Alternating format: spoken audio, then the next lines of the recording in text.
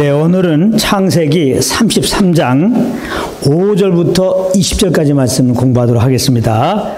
오늘 본문은 야곱이 에서와 극적으로 화해를 한 후에 함께 가고자 하는 에서의 제안을 정중하게 사양합니다. 그리고는 숲곳에 이르러서 자기의 장막을 친 밭을 사서 그곳에다가 제단을 쌓고 그 이름을 엘엘로헤 이스라엘이라 불렀다고 하는 그런 내용입니다. 오늘 본문의 시작은 에서가 야곱에게 야곱과 함께하고 있는 여인들과 자식들이 누구냐고 묻는 것으로 시작을 하고 있는데요. 야곱은 그 에서의 질문에 5절 후반절에서 이렇게 대답합니다. 야곱이 이르되 하나님이 주의 종에게 은혜로 주신 자식들이니이다. 이렇게 대답합니다. 이 야곱의 대답에서 아주 중요한 점은 주의 종에게입니다. 주의 종에게. 이 구절을 공동번역은 어떻게 번역했느냐? 이렇게 번역했어요. 이것들은 하나님이 형님의 못난 아우에게 은혜로 주신 자식들입니다. 그래서 오늘 본문과 공동번역을 합쳐서 보면은 야곱은 형 에서를 주라고 표현한 것이고, 그리고 자기를 형의 종 못난 아우라고 표현한 것임을 알 수 있습니다. 놀라운 변화죠. 야곱의 놀라운 변화죠. 에서가 자기의 형인 것이 못마땅해서 팥죽 한 그릇에 그 장자권을 빼앗은 것이 야곱인데 지금 형을 뭐라고 표현했어요? 주라고 표현했어요. 그리고 에서가 자기의 위에 있음을 그렇게 못마땅하게 생각한 그 바탕에는 자기가 형 에서보다 더 잘났다고 하는 마음이 깔려져 있었던 것인데, 그런데 야곱은 지금 형을 주라고 표현했고 자기를 못난 아우다 이렇게 표현한 것입니다. 야곱의 엄청난 변화를 볼 수 있는데요. 이렇게 야곱이 변한 것은 야복 나루에서 하나님의 축복을 받았기 때문에 이렇게 된 것입니다. 자기의 탐욕이 이루어지게 되는 것이 복이라고 생각했던 야곱은 야복 나루에서 하나님의 축복을 받은 후에 자기는 탐욕에 가득하여 죽어마땅한 존재임을 알게 되었던 것이죠. 그런데 그럼에도 자기 생명이 보존되어 있는 것을 보고는 이것이 하나님의 은혜구나, 이것이 참 축복인 것이구나, 이거를 깨닫던 것이죠. 이렇게 하나님의 은혜를 받고 나니까 야곱의 눈에 비치는 형 에서는 더 이상 자기의 경쟁 상대가 아니라 하나님께서 존귀하게 여기시는 존재로 보였던 것입니다.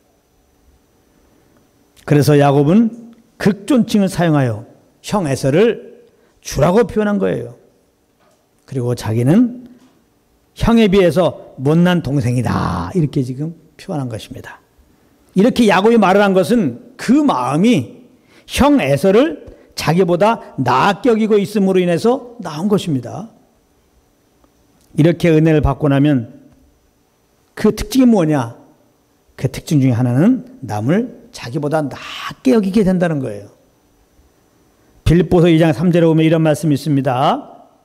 아무 일에든지 다툼이나 허용으로 하지 말고 오직 겸손한 마음으로 각각 자기보다 남을 낫게 여기고, 이렇게 말씀하고 있습니다.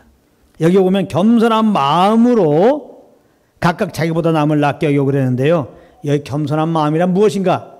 그리스도의 마음을 말하는 것입니다. 그리스도의 마음은 자기보다 남을 낫게 여기는 마음입니다. 자기보다 남을 낫게 여기는 마음이란 하나님이 이 보잘것없는 나를 귀히 여기신 것처럼 형제를 귀하게 여기는 마음인 겁니다. 예수님은 자기보다 남을 낫게 여기는 자의 본이 되시는 분이에요. 그것은 십자가로 확증된 것입니다. 얼마나 우리를 귀히 여기셨으면 우리를 살리시고자 하늘 영광 버리시고 이 땅에 종의 형체를 가지시고 사람들과 같이 되셨겠습니까? 그리고 십자가에서 우리의 죄로 달려 죽으셨겠냐 이 말입니다. 빌립보서 2장 6절부터 8절에 이 사실을 잘 말해주고 있습니다. 제가 한번 읽어보겠습니다. 그는 예수님을 말하는 거예요.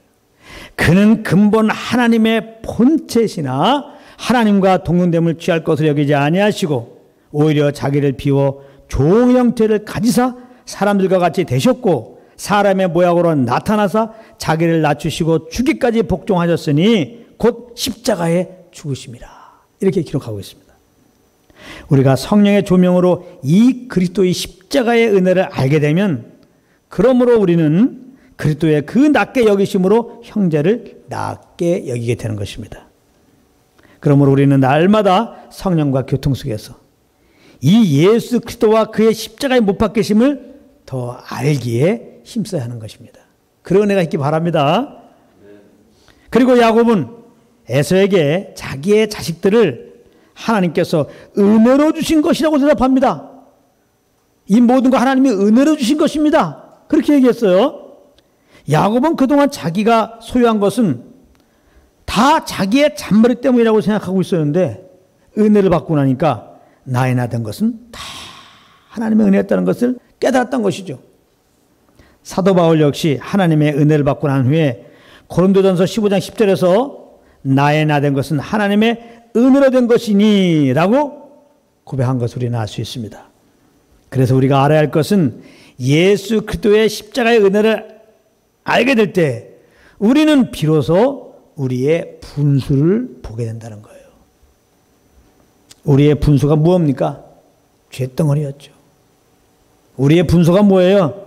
탐욕스럽고 교만하게 짝이 없는 것이죠. 이 사실을 하나님의 은혜를 알 때 알게 되는 거예요. 그런 나를 보게 되는 겁니다. 그래서 은혜를 받으면은 나의 나된 것은 다 하나님의 은혜였구나 라고 고백할 수밖에 없는 것이죠. 이런 고백이 평생 우리들의 입술에 떠나지 않기를 바랍니다. 에서는 야곱의 종들과 자식들 그리고 야곱의 아내들로부터 인사를 받고는 8절에서 야곱이 준비한 짐승의 떼를 보고는 이 모든 떼는 무슨 까닭이냐 이렇게 물어봅니다. 그때 야곱은 이거 다 형님에게 드리는 선물이라고 대답을 하자 에서는 9절에서 자기는 자기에게 있는 것으로 만족을 하니까 받지 않겠다고 합니다. 그러자 10절 11절에서 야곱은 이렇게 대답을 합니다. 제가 한번 읽어볼 테니까 잘 들어보십시오. 야곱이 이르되 그렇지 아니하니이다. 내가 형님의 눈앞에서 은혜를 입었사오면 청하건대 내 손에서 이 예물을 받으소서. 내가 형님의 얼굴에 배운즉 하나님의 얼굴을 본 것 같사오며 형님도 나를 기뻐하심이니이다. 하나님이 내게 은혜를 베푸셨고 내 소유도 족하오니 청하건대 내가 형님께 드리는 예물을 받으소서 하고 그에게 강권함에 받으니라. 이렇게 기록하고 있습니다. 야곱은 형님이 자기에게 사랑을 베풀어 주셨다면 이것을 받아달라고 지금 말하고 있는 것입니다. 무엇보다 야곱은 자기 소유가 족하니까 뭐가 족해요? 자기의 소유가 족하니까.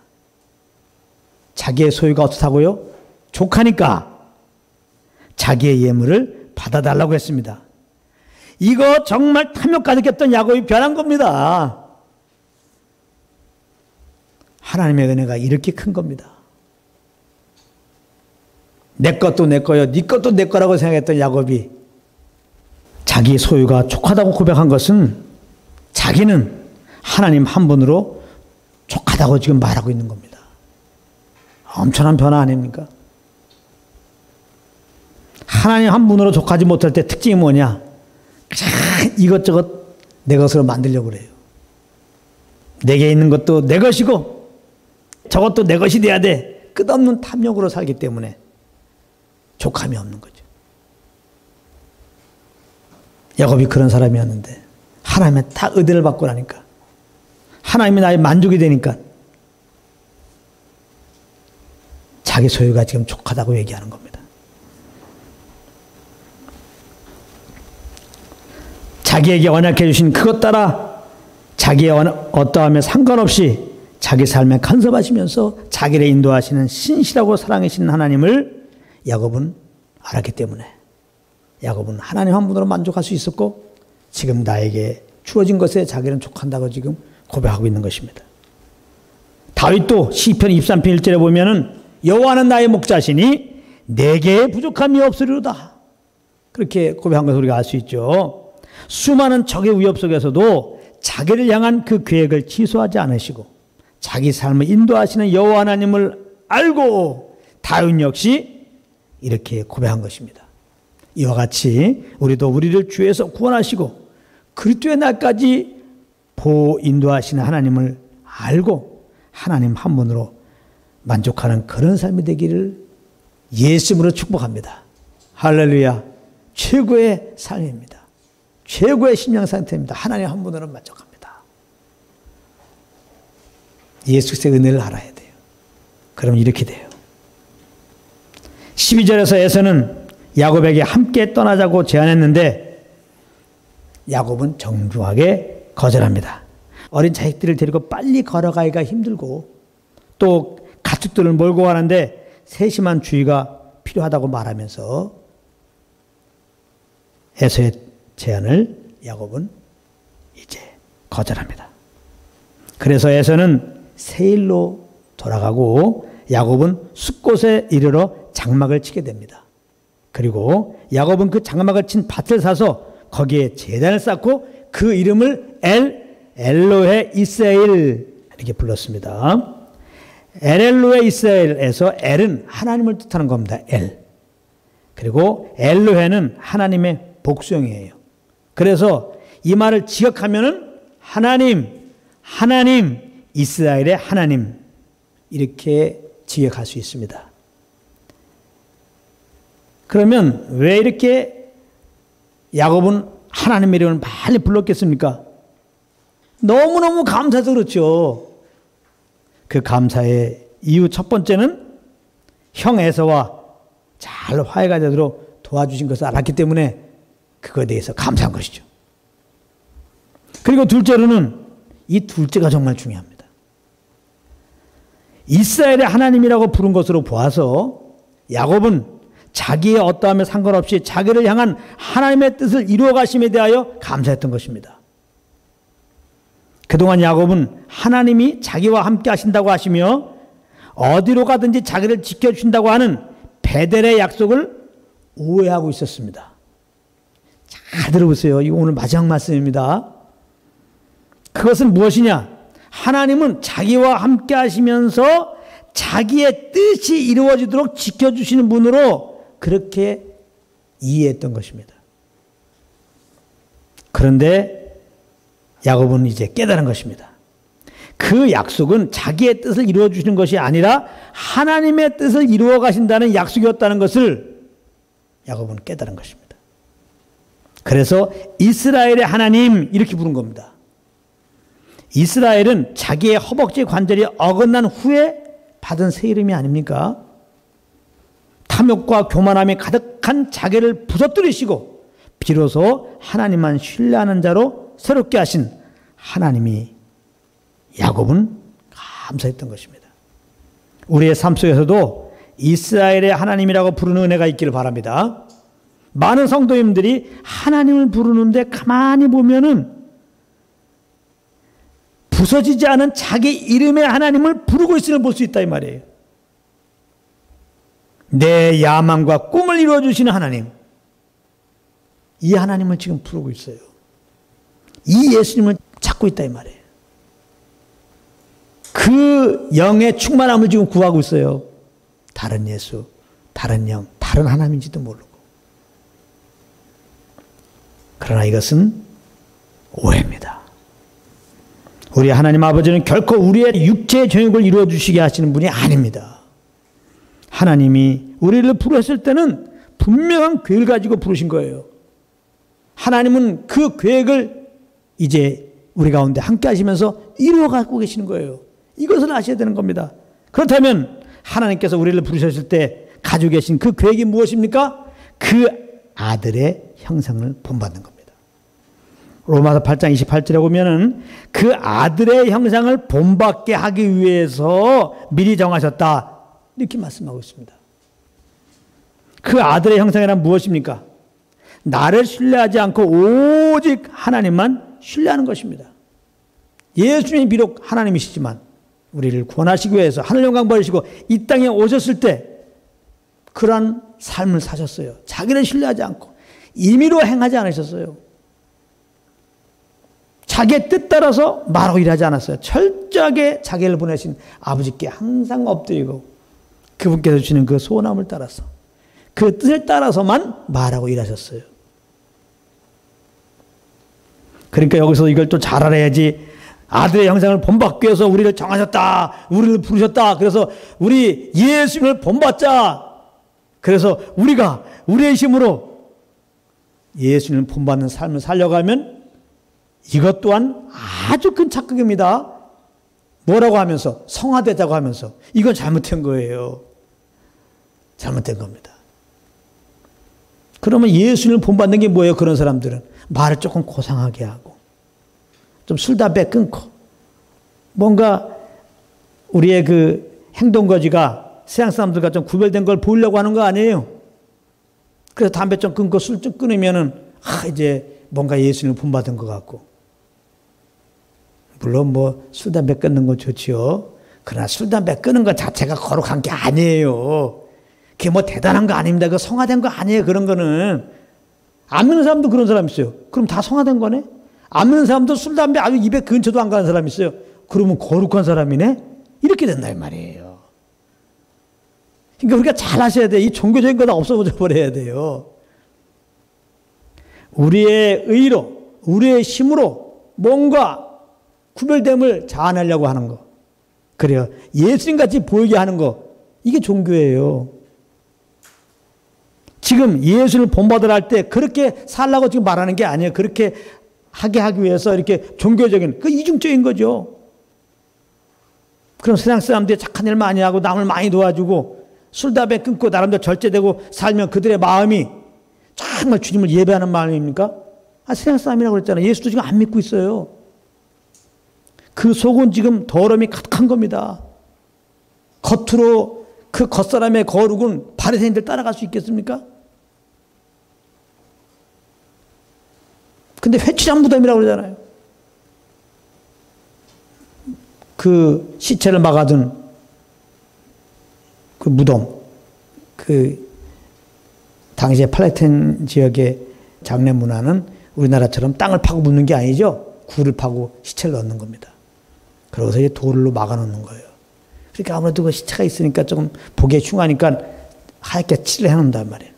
그래 하얗게 칠을 해놨다고 그 깨끗하는 거냔 말이에요. 그게 그 무덤이 그 속에는 썩은 게 있는 건지. 바리새인들이 겉으로 정말 깨끗하게 이렇게 자기 의로 열심히 살았지만 예수님 뭐라 그래요? 회출한 무덤이다.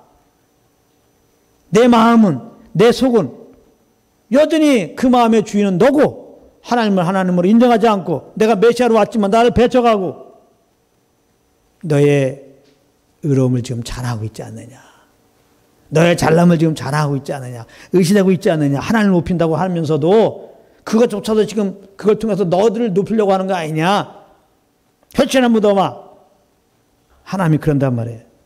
그러니까 예수를 본받자 그러면서 우리의 힘으로 우리의 노력으로 뭔가 세상과 구별된 그런 삶을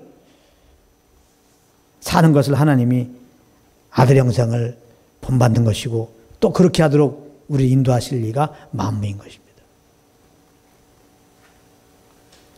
그러니까 이 단어의 오해, 아들의 형상을 본받기 위해서 우리 예수는 본받자. 물론 본받는 건데 그 본받는 게 뭔지를 잘 알아야 돼요. 예수님 오셔서 그 본으로 사셨잖아요. 그 아들의 형상의 본으로 자기를 부인하고 그냥 주님만 신뢰하는 거예요. 주님만 신뢰하는 거예요. 그래서 그 성령의 인도함을 따르셨어요. 예수님이. 그렇다면 그 아들의 형상을 본받는 게 뭐예요? 나를 내려놓고 어떻게 내려놓아요? 그리스도 안에서 내가 십자가에서 못 박혀 죽었다는 것을 알고 내려놓을 수 있는 겁니다. 그리스도 안에서 내가 십자가에서 죽었다는 걸 모르고서 내려놓는 것은 그거 역시 종교예요. 자기 극기의 삶이죠. 이것도 안 되는 겁니다. 그래서 항상 은혜가 먼저 있어야 돼요. 은혜라는 것은 예수 그리스도께서 우리에게 베푸신 그 일들을 아는 게 은혜예요. 이것은 오직 성령으로만 아는 거죠.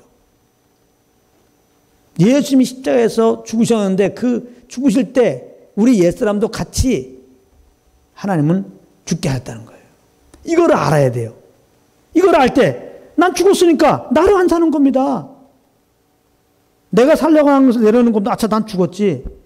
내가 옛사람으로 막 생각하고 옛사람으로 행하려고 가서 막 내 옛사람 죽었지 내려놓을 수가 있는 거예요. 그리고 내 안에 그리스도가 사시지. 그리스도가 사는 삶이 내 삶이지. 그게 그리스도 안의 삶이지. 그럼 내가 그리스도로 사는 게 어떻게 사는 건가? 내가 육체 가운데 사는 것은 나를 사랑하사 자기 몸을 버리신 하나님의 아들을 믿는 믿음으로 사는 것이구나. 믿음으로 살아야 되는구나. 믿음으로 사는 게 또 뭐지? 추상적입니다. 믿음으로 산다는 것은 믿음의 주 되신 그리스도가 우리 안에 오셨어요. 이분의 인도함을 따라 사는 겁니다.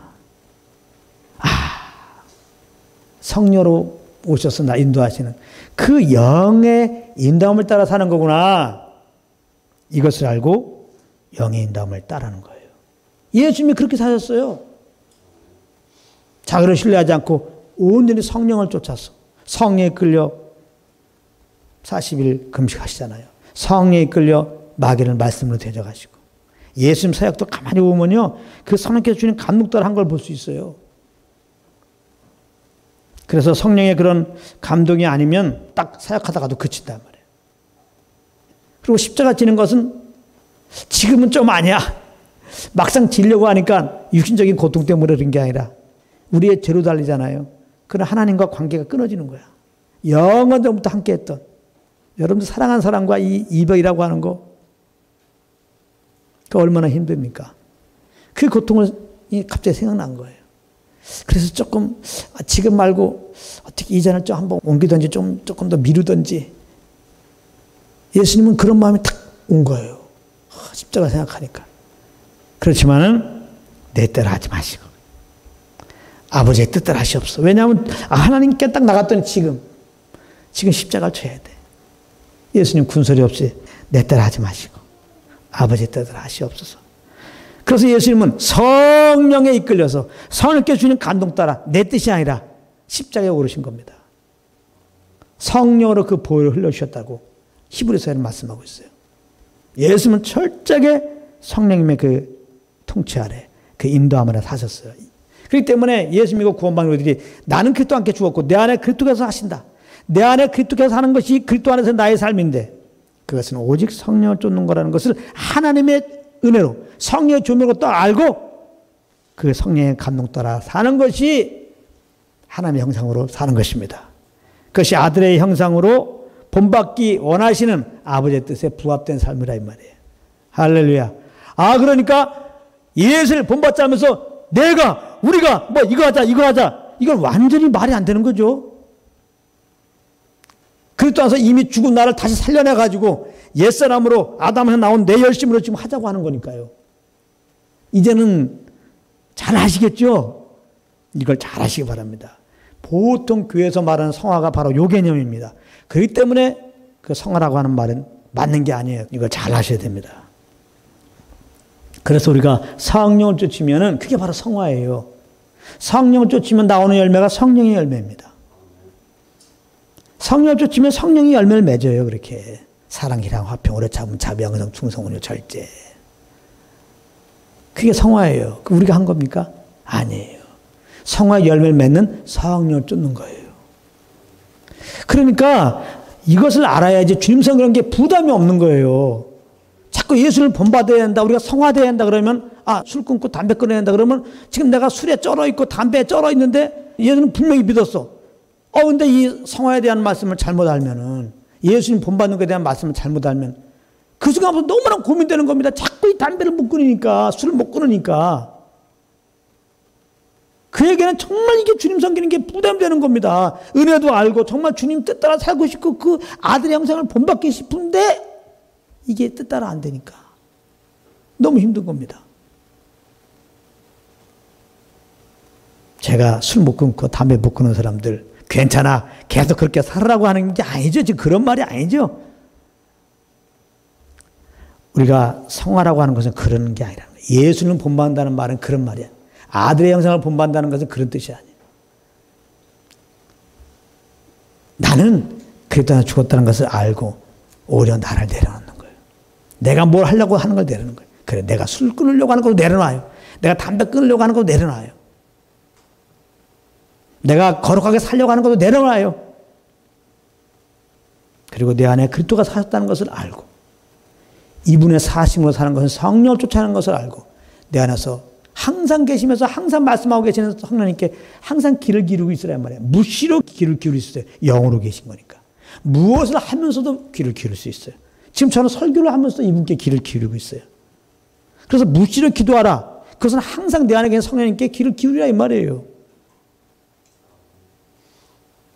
아니 무시로 기도하는 것을 우리가 일반적으로 생각해서 이렇게 손 두 손 모고 기도하는 걸로 생각하면 어떻게 무시로 기도할 수 있어요? 그럼 언제 우리가 가정생활하고 언제 직장생활하고 어떻게 세상에서 생활할 수 있겠습니까?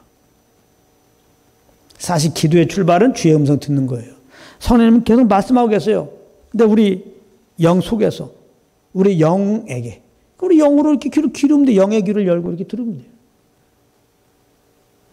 얼마인지 알 수 있어요. 그 영의 귀를 들으면 오는 게 뭐라고 써요? 평안이에요.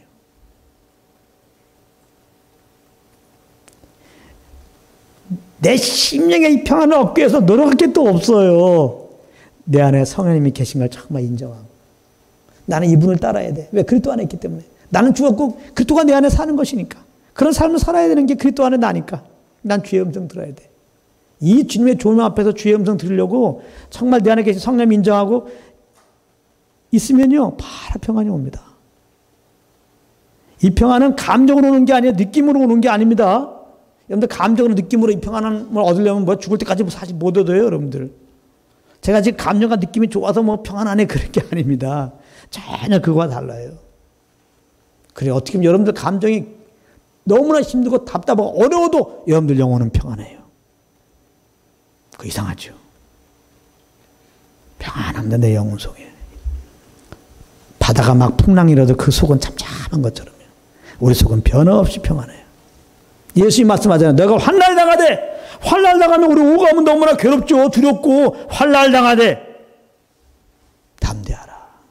내가 세상을 이겼노라. 담대하라는 얘기가 뭐예요? 평안하라 그런 뜻이죠. 우리의 담대함은 주의 음성을 들을 때 담대함이 오는 거예요. 주의 음성 들으면 평안해요. 그래서 여러분들 주의 음성 들은 게 뭐예요? 평안입니다. 평안. 그리고 이 평안이 오면요, 이 평안 가운데 반드시 소원함이 올라와요. 무엇을 하고자 하는 소원함. 그게 성령의 소원함입니다. 그게 성령의 인도함이에요. 그게 성령의 감동이에요. 그 감동 따라 살면 되는 거예요. 그 인도함 따라 살면 돼요. 그 오는 소원함 따라 살면 돼요. 평안 가운데 소원의 항구로 인도하신도다. 시편 107편에 분명히 말씀하고 있어요. 얼마나 편해요. 우리가 주님 섬길 때 부담된 게 뭐가 있어요? 주님을 섬기려고 그러면 이렇게 주님 뵙시는 은혜를 아니까 은혜를 알면서 벌써 내 안에 평안이 없고 벌써 만족이 있고 세상에 어떤 상황일지라도 우리가 흔들림이 없게 됐는데 정말 천국을 내 심령이 지금 맛보고 있는데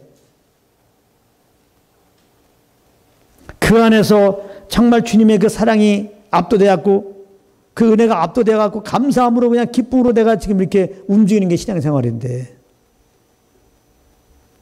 우리는 그래서 잘 알아야 돼요. 주님과 교제가 먼저입니다. 주께서 우리에게 은혜를 아는 게 먼저입니다. 주의 음성을 듣고 내 속에 그러면 심령에 그 평안함을 얻는 게 먼저지 이거는 무시하고 뭔가 주님 위해서 해드리자 성화해드리자 주님의 뜻을 이루어드리자 하면서 뭐 기도하고 뭐 하는 거 안 됩니다. 아무튼 우리 인천 사람께는 아예 그런 것이 없죠. 아예 뭐 하자 그런 게 없죠. 안 하는 이유가 다 있는 겁니다. 제가 그런 거 있습니까? 이거 하자 저거 하자 당신 얼마까지 그랬습니까? 당신은 왜 지금 졸고 있습니까? 빨리 하십시오 빨리 하십시오. 저는 그런 거 안 합니다. 제가 안 하는 게 아니라 하나님이 그렇게 시키지는 않습니다. 절대 세상에서 지금 뭘 일하라고 가는 곳마다 해가지고 이렇게 힘들어 죽겠는데 이거 교회 와서도 맨날 이렇게 해라 저렇게 해라 얼마나 힘들어요. 예수님 말씀하십니다. 수고하고 무거운 짐들아 다 내게로 오라. 내가 너를 편히 쉬게 하리라. 나의 멍에는 쉽고 가벼우니라. 너희가 나에게 오면 쉰다고 그랬는데 많은 사람들이 예수 믿었다는 건 주님께 나간 건데 왜 쉼이 없을까요? 나의 멍에는 쉽고 가벼우니라. 예수께 나오면 예수님이 우리 사람을 인도하시는데 무엇으로? 성령으로. 왜 성령의 인도함을 따르지 않느냐 이 말이죠. 그러니까 예수 믿어서 성령 인도함 따르지 않으므로 마음이 답답할 수 있는 거예요. 그 심령이. 아, 예수 믿었는데 주님께서 열심히 이렇게 살고 있는데 왜 이렇게 심령이 편하지 않을까? 이제 알았죠. 그럴 수 있는 거예요. 그러니까 항상 우리 안에 계신 성령님께 항상 인정하시고 무엇 하든지 어느 곳에 있든지 내 영으로 말씀하시니까 내 영의 귀를 기울일 수 있잖아요. 그럼 기본이 평안이에요. 그럼 그 평안 안에서 오는 그 소원함 따라서 그렇게 여러분들이 말하고 일하시기 바랍니다. 아멘. 그런데 성령님은 늘 말하지만 이거 해라 저거 해라 이 사람 만나라 저거 하라. 절대 그렇지 않습니다. 여러분들 그런 음성을 들으려고 성령님께 귀를 기울이면 안 돼요. 여러분들 그러면 성령 음성 듣다가 스트레스 받아요. 그런 의미로 기도원 가지 말라고 그랬어요. 절대로 성령님은 그렇게 하지 않아요. 그런 식으로 말하면 하나님의 뜻은 말씀에 다 있는 겁니다. 이 말은 무슨 말이냐? 여러분들이 말씀에 어긋난 거 아니면은 하나님이 다 우리에게 허락한 거예요. 그러니까 평안 가운데 오는 소람 따라 하면 돼 무조건. 할렐루야. 집에서나 가정에서나 무엇이나. 아멘. 의식점에 가서 너무 성령 인도함 잘 받으려니까 한때 저도 그런 적이 비슷한 적이 있었는데 특히 분식집에 가면 먹을 게 너무 많아. 그러면 많잖아. 성령님 어떤 걸 먹을까요? 저 그렇게도 해봤어요. 근데 솔직하게 답이 없어.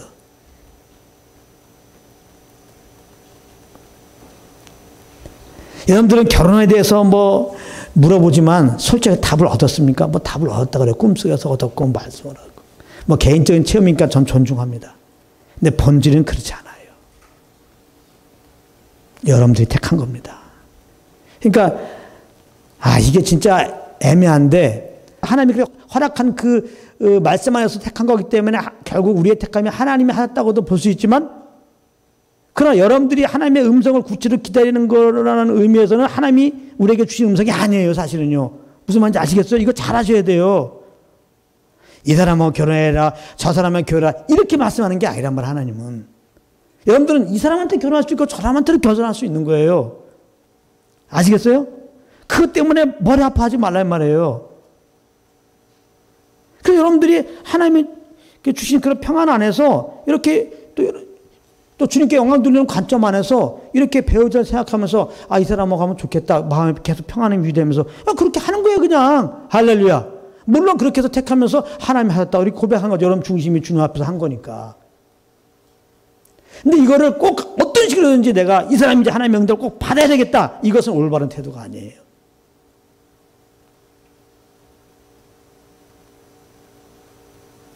자, 얼마나 많은 사람이 결혼할 때 하나님의 응답을 알고 결혼합니까? 그럼 제가 질문하겠습니다. 하나님의 응답을 알고 막 간직도 해갖고 결혼한 사람이 있어. 그러면 100명 있다가 합시다. 다 결혼 그러면 잘 지냅니까? 아니, 하나님 인도하셨다며. 언제는 하나님이 인도했다고 그러는데 지금은 같이 안 살고 있어. 그럴 수도 있다 이 말이에요. 그럼 하나님의 인도에 뭐야? 하나님 말씀한 게 뭐냐면 이렇게 되는 거예요. 여러분들 스스로가 굉장히 신앙의 딜레마가 돼요. 그래서 주님을 잘 섬기는 것, 모든 걸 주님에 따른 건 너무나 귀한 마음입니다. 그러나 이것이 진리 안에서 정말 모든 걸 주님의 뜻 따라 산다는 게 뭔지 진리 안에 있어야 한다는 거예요. 제가 아까 말했잖아요. 저는 분식집에 가서도 뭐 먹을까 물어본 사람이었으니까요. 이런 정말 갈등 속에서 참 진리를 알고 전하는 겁니다. 우리 집에 날라온 고지서. 옛날에는 은행 가서 내야 되잖아요. 주님 오늘 가야 될까요? 내일 가야 될까요? 응답이 안 오죠. 그래서 저는 거의 날짜 지나서 몇천 원 벌금 내면서 냈다 그랬죠. 나중에 가니까 웃긴 거야. 이게 뭐냐? 내가 또 물어봅니다. 이번 달. 분명히 대답 안 해. 넌 계속 또 낼 거야. 쓸데없이 이자 내는 거야.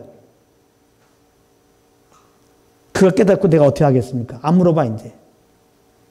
그냥 평안 가운데서 그냥 여러 가지 여건이 될 때 가서 내면 되는 거야. 그냥 바쁘면 내일 내면 되는 거고. 그것도 이런 거 있죠. 너무나 주님의 뜻 따라 살려고 그러면 나는 주님의 뜻이라고 해서 어떤 일을 했는데 이것이 내가 예상대로 안 풀려. 여러분들 또한 신앙이 굉장히 흔들리는 겁니다. 하나님과의 그 교제 관계가 흔들리는 거예요. 아니 이게 분명히 주님의 뜻이 너무나 확실했는데 뭐 환상도 보고 말이야 뭐 환경 여러 가지 환경적인 확증도 있고 내가 인도함을 알고 했는데 왜 이렇게 다 꼬이지? 그게 몇 번 이렇게 되면요 솔직하게 여러분들은 하나님에 대해서 마음이 자꾸 그 열심의 마음이 없어집니다. 많은 사람이 그래서 한때 주님을 잘 섬긴 사람이 원찮게 지금 주님 앞에 마음이 식어져 있는 거예요. 잘못 진리를 알아갖고 모든 걸 주님이 주신 대로 하기 원했는데 그 모든 걸 주님의 뜻대로 한다는 것을 진리를 몰라가지고 그냥 A를 할까 B를 할까 이것을 하나님이 다 지적해 준 줄 알고 그걸 찾아 하려다가 하나님이 주신 말씀 다음에 자기가 하나님의 뜻을 알고 L을 택했다가 안 된 건데 그걸 몇 번 하게 되면 하나님 경험한 게 있어서 부인은 못하겠고 그런 이제 헷갈리는 겁니다. 이제 어떻게 하나님을 섬겨야지. 난 잘 섬긴다고 했는데 지금 이렇게 삶이 꼬여버렸잖아. 더 이상 할 수가 없는 거예요. 그래서 여러분들이 지금까지 알고 있는 걸로 해서 목사님 돌아주겠습니까? 결혼하기 위해서 기도도 하고 어떤 사람은 막 키가 몇 센치고 그 사람이 뭐 혈액형이 뭐고 막 이것까지 다 써놓는다는 거야. 그 결혼할 때 딱 맞았다는 거야. 다시 말하지만은 개인의 간증이고 그런 걸 통해서 더 주님의 사랑을 느끼고 나간다면 아멘입니다. 저는 개인적인 그런 체험들을 절대 무시하지 않아요. 저는 존중합니다. 그러나 될 수 있으면 그런 간증을 좀 조용히 하십시오. 자기만 알고 있으라고. 일반화시키지 마십시오. 그러면 어떤 사람은 그 사람보다 더 인도함 잘 받으려고 더 많은 걸 써놨어. 에? 더 많은 걸 자세하게 내 아내는 이런 사람 뭐 머리는 뭐 볶음머리 해야 되고 막 옷 차림은 뭐 그냥 투피스 입어야 되고 이것까지 다 정해놨어. 그러면 다 그렇게 인도함 받습니까? 아니잖아요. 그러니까 개인의 어떤 체험을 일반화시키면 안 되는 거예요. 성경은 본질에 충실하게 우리를 인도하신 겁니다. 본질의 말씀을 갖고 있으세요. 하나님은 우리의 모든 삶에 구체적으로 이렇게 해라 저렇게 해라 그렇게 지시하는 분이 아닙니다. 우리의 모든 삶의 선택권은 우리에게 맡긴 거예요. 하나님이. 하나님은 단지 나의 사랑을 알라. 내 안에 거해서 나의 평안을 받으라. 평안함을 누리라고 말씀하신 것입니다. 그 평안 안에서 네가 평안한 대로 하나님 말을 택하라. 할렐루야. 사이다 먹고 싶으면 사이다 가고 더워서 수영장 가고 싶으면 수영장 가라 이 말이에요. 이 수영장 간 것이 하나님 뜻이냐 아니냐 그러고 있지 말고. 알겠어요? 생각해 보세요. 그 수영장 안 가서 수영장 안 가는 게 모르게 대단한 거냐 이 말이에요. 근데 내가 하나님께 물어봤는데 수영장 가지 말라 했다. 그래서 수영장 안 가. 그 다음부터 뭐라고 한정하고 다닙니까? 내가 기도했더니 수영장 가지 말아서 수영장 가지 않았습니다. 여러분 난 이렇게 주의 인도함 받습니다. 이렇게 나오는 거 아니냐 말이에요. 제가 말하는 의미를 아시겠습니까? 자유함을 드리려고 말씀하는 겁니다. 저는 하나님께 부르심 받은 말씀이 성령 쫓아가라예요. 정말 일반적이지 않은 부르심이죠. 그러나 알고 보니까 성경적인 부르심이야. 진짜 본질에 딱 거하게 하는. 그러다 보니까 저야말로 모든 것을 정말 말 한마디도 성령 인도함 따라 하려고 저는 원했어요. 그게 부르심이니까. 자, 지금도 그런 마음, 모든 걸 주님의 그 성령과 함께 하고 싶어요, 저는요. 그게 부르심이니까. 우리 부인 따라 사는 거 아니에요. 그거 아니면 저는 살 의미가 없어요. 예. 어느 순간부터 이제 주님 만나고 모든 걸 내려놓고 지금 주님께 헌신하고 사는데, 저 지금도 항상 태도가 그런 태도예요. 그런 태도를 가지고 정말 이렇게 주님을 섬겨보면서 배운 결과, 우리의 모든 삶의 영역에 어떤 일을 하는 부분에서 택하는 문제는 우리에게 맡긴 거다. 근데 무조건 우리에게 맡긴 게 아니라 먼저 우리가 주님의 십자가의 사랑을 알고 그 사랑 알게 하시는 성령의 음성을 들음으로 말미암아 내가 평안함을 당드리고 그 평안함 가운데서 다 하라는 거예요. 우리에게 다 허락한 거예요. 그러나 성령의 인도함을 따랐다고 하는데 평안 가운데 성령을 행했다고 하는데 말씀이 어긋나고 있어. 이건 아닙니다. 아까 말했죠. 하나님 분명히 우리에게 말씀하셨어요. 말씀 주셨잖아요. 성령님은 진리의 영입니다. 말씀을 초월하여 인도하지 않아요. 당신이 평안 가운데 성령 인도함이라고 지금 어떤 일을 택하고 할지 모르지만 그것이 말씀에 위배가 되잖아. 예를 들면은 나 지금 술 장사한다. 하나님은 술 장사해놨다는 거야. 이거는 진리가 아니죠. 술 취하지 말라고 그랬는데 술 장사하면 어떻게 해?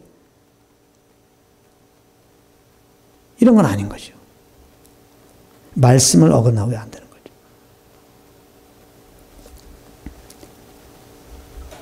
어떤 사람은 사역자인데 하나님이 막 감동 주셨다는 거야. 젊은이들과 그 막 마약하고 말이야, 막 문신한 그 젊은이들에게 전도하고자 하는데, 그들과 함께 하려면, 이제 그들을 전도하려면 그들과 함께 눈높이가 돼야 돼. 그렇다고 온몸에 문신이 생겼어. 온몸에. 미국에 그런 사역자가 있어. 온몸에. 보기만 해도 흉측해요. 물어봤더니 그러는 거야. 저들과 함께 하랬다고. 성경은요, 이 몸 하나님이 사셨다는 거야.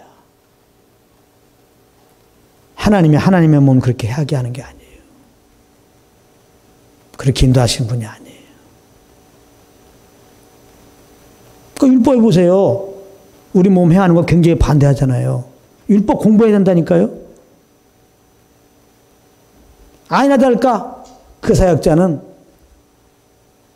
그 사람이 말한 것처럼 그렇게 정말 주님을 위해서 살고자 하는 게 아니었어요. 문신하고 싶었던 거예요. 자기가. 성령 인도하며 자기가 문신하고 싶었던 거예요. 그 사역자는 얼마 안 가서 그 삶에 무엇이 드러났느냐. 자기 아내가 있고 아이를 딸렸는데 그럼에도 불구하고 어떤 여자하고 바람나가고 결혼했어요. 사역도 멈췄어요. 그런 겁니다. 이 때문에 절대로 하나님의 말씀을 초월할 수 없어요. 성령 인도하면. 그러나 하나님의 말씀이 우리 모든 걸 다 얘기하고 있냐 말이에요. 이게. 예? 아이스크림 살 때 쭈쭈바 사 먹냐 누가 봐 사 먹냐 써있냐 말이에요. A라는 사람하고 결혼하냐 B라는 사람하고 결혼하냐 써있냐 이 말이에요. 이게. 주님의 뜻 따라 살려고 하면 여기에 대한 딜레마를 한번 가져봐야 하잖아요. 그렇잖아요. 그래요. 성령 인도하세요. 그래요. 성령 인도함 따라 사는 게 뭐냐? 항상 나의 주 되신 주님을 내 삶의 주님으로 인정하고 정말 주님께서 펴신 그 사랑을 알려주신 성령의 음성에 귀를 기울이는 겁니다. 모든 걸 맡기고. 그러면 평안이 와요.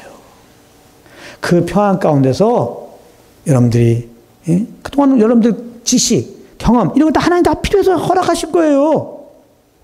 그런 평안 안에서 이런 모든 것들을 다 작동해서 하나님의 영광을 위하여 내가 이렇게 이 사람하고 만나고 싶다. 일하고 싶다. 저에 가고 싶다. 그럼 마음껏 하십시오. 그렇게. 아멘. 그런데 특별한 일도 없는데 주일날에 또 저기 바닷가에 가십시오. 이런 게 성경이 아니라는 거야. 성경에 오게 되면 마지막 때는 모이기에 힘쓰다고 그랬잖아. 할렐루야. 그러니까 이런 기본적인 말씀은 말씀에 다 있는 거예요. 딱 바운더리를 딱 쳐놓으시고 그 안에서 이렇게 행하라고 하신 거죠. 말씀에 어긋나지 않는가 봐야 되고요. 말씀에 어긋나면 성령이 바로 근임시키시죠. 그 다음에 여러분들 심령에 평안이 있느냐. 그 다음에 교회의 확증이 있느냐. 이런 걸 딱 가지고 여러분들이 그냥 움직이면 돼요. 그래서 뭐가 잘못되면 잘못된 대로 거기서 주님께 물어보면서 이렇게 또 한백개 선을 이루는구나 이렇게 알게 되고 이 정도지. 뭐 잘못되면 내가 성령 인도함 이렇게 받으려는데 또 이렇게 해서 그렇구나. 그래서 뭐라고 합니까? 어떻게 생각합니까? 내가 다음엔 똑바로 인도함 받아야지. 이런 거 아니란 말이에요. 제가 그렇게 얼마나 몸부림쳤는데 인도함이라고 했는데 뭐가 안 좋아. 너무나 후회하는 거예요. 다음엔 똑바로 인도함 받아야지. 근데 하나님이 우리가 이성적으로 이해하도 똑바로 인도함이 옵니까? 이게 인도함 같아. 그렇지 않은데 또 아니야. 몇 번 하고 나니까요. 질려버리는 거야. 이야, 주님 섬기는 게 뭔가. 왜 이렇게 힘든가? 그런데 구원받는 게 얼마나 쉬워요. 성령 인도함 받는 게 너무 쉬워요. 하나만 하면 되겠죠? 주님이 날 사랑하신, 날 지신 그 십자가 사랑만 하면 되는 거예요. 평안함만 경험하면 되는 거예요. 그 안에서 담대 행하시길 바랍니다. 꼭 그렇게 자유하게 주님 섬기시기 바랍니다. 하나님 아버지께서는 우리와 함께 하시면서 우리를 향한 이 계획을 지금 이루어가고 계시는 것입니다. 그래서 우리들의 삶을 보면서 허벅지 관절이 어긋나게 되는 아픔들이 있는 것입니다. 우리의 삶을 보면, 우리들의 삶을 보면 허벅지 관절이 그런 어긋나게 되는 그런 아픔들이 있는 것입니다. 그러므로 이제부터는 그 아픔으로 인하여 놀랄 것이 아니라, 눌릴 것이 아니라 그 아픔 속에 숨겨져 있는 하나님 아버지의 그 뜻을 알기를 바랍니다. 이전보다 더 나를 신뢰하지 않고 그리스도만 신뢰하기 원하시는, 더 주의 음성을 듣고 평안 가운데 행하기 원하시는 그 하나님의 음성을, 그 뜻을 아시길 바랍니다. 그래서 그 아픔이 있을 때마다 그 아픔을 안고 더 성령을 쫓아가는 여러분들 되시기를 예수님의 이름으로 축복합니다.